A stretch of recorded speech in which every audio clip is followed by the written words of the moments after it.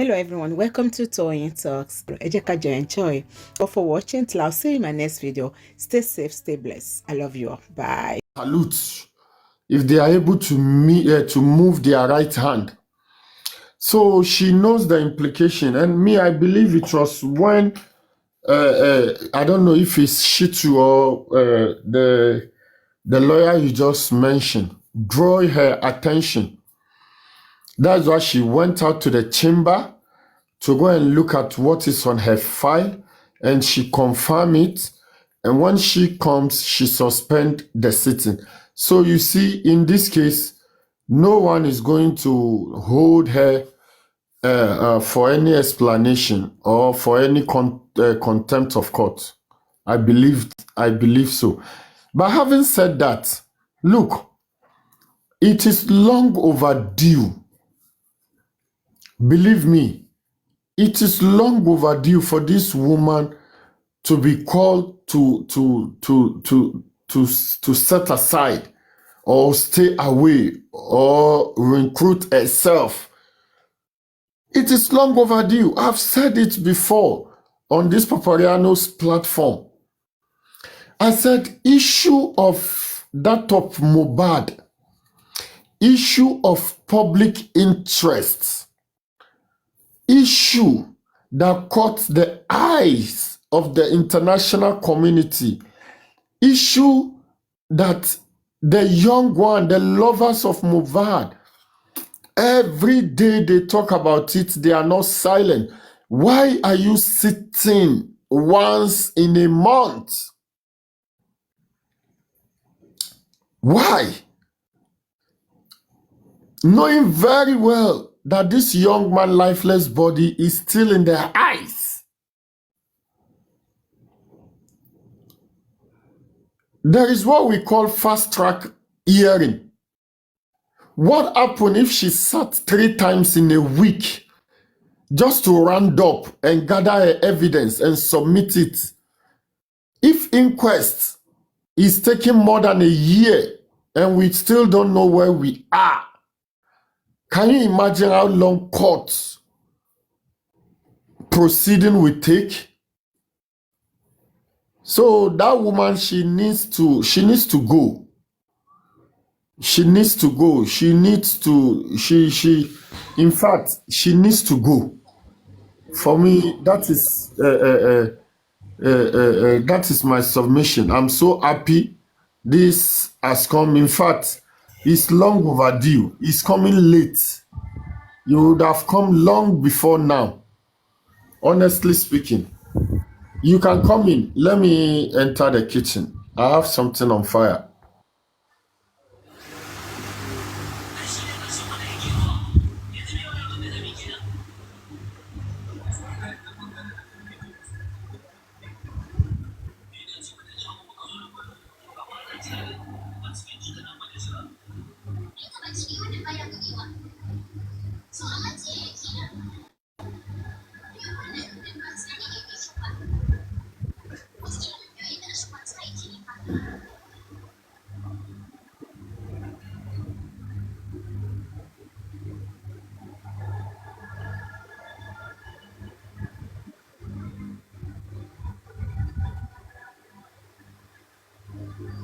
Who is next? Moses, you can go on. You can go on and give your submission. I'm coming. Okay. Well, for me, I'm just of the opinion that before we start dishing out informations that has to do with public, we need to always carry out our investigation and do a due diligence so that the public will not be misinformed. I see people that are even not in Nigeria, who are even abroad, giving report of what has happened in court and how the woman got the order, and she refuses to attend to the order but went on a court proceeding. I was like, if we continue like this, we are not going to get anything good at the end of the day. I take apology from the people that felt the magistrate needs to be crucified. I take apology from them, and I don't have anything against them. That's their feelings, that's their opinion. But most times when you are not in a particular environment where a particular thing is happening and you are relying on second class information, you might end up misleading the public, and this kind of misleading information might cause rancor, and that's why most time I don't listen to informations on the air. Immediately the court ended, I try as much as possible to do a deep investigation. People saying she had the court order and she wanted to jump the court order, proceed on the hearing and close the inquest. I don't know how people will just sit down in the corner of their bedroom, come up with an assumption and start flying it up and down in the air. Is that how corona is closed? Well, I was very shocked. I kept on wondering for the past 3 days that I've been hearing that information flying up and down the air. Baba has a pathology who has conducted his own autopsy test, and he is here to give his report in court. So I wouldn't know how any magistrate or any judge in heaven and earth will come and close the inquest when Baba's pathology has not given his report and he has not been cross-examined. You see, it's always very good for us to be sincere in this case, so that we will not just labor in vain. Because the more you keep on flying unverified information up and down the air, the more you continue to confuse the public, and the more you continue to make the case more complicated. I'm not in support of the registrar. She's not a perfect person. I am not a perfect person. She might have had in one way or the other that she has not done well. Of course, that is possible. That's possible. And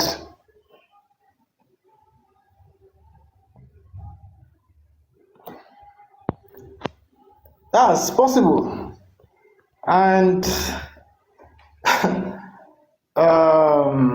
I'm not saying she's perfect on the job, and I'm not saying she's not yet long overdue. Of course, there might be reason for us to have a replacement and see whether we can get a better outcome than the other. So I'm not underruling the fact that she's long overdue on the case. She needs replacement, of course. And the aspect of us having sittings once in a month is completely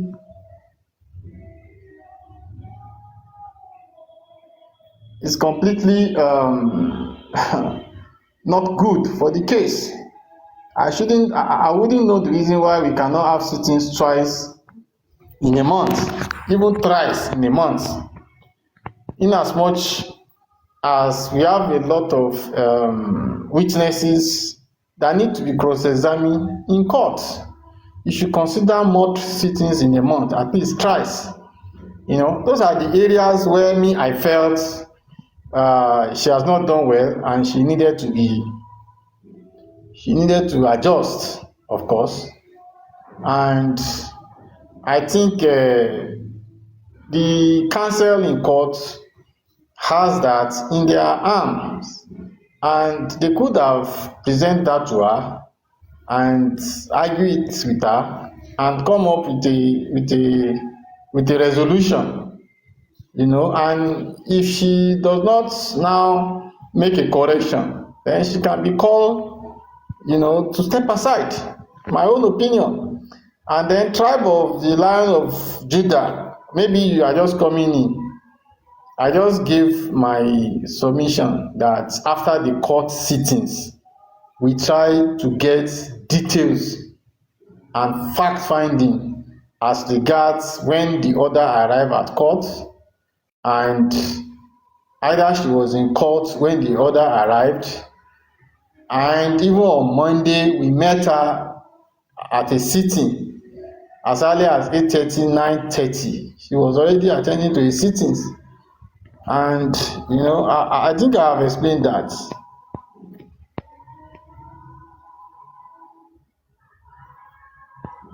You know,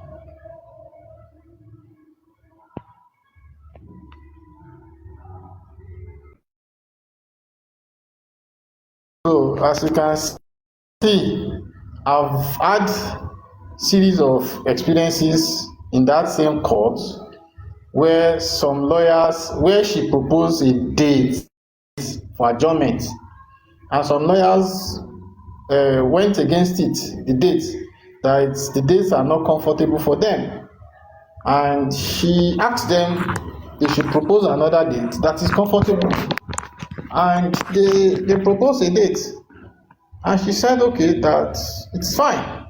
So I have the impression that the same lawyers who has been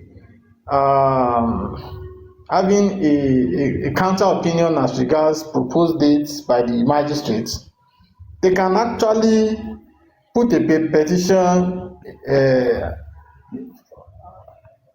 forward to her to, you know,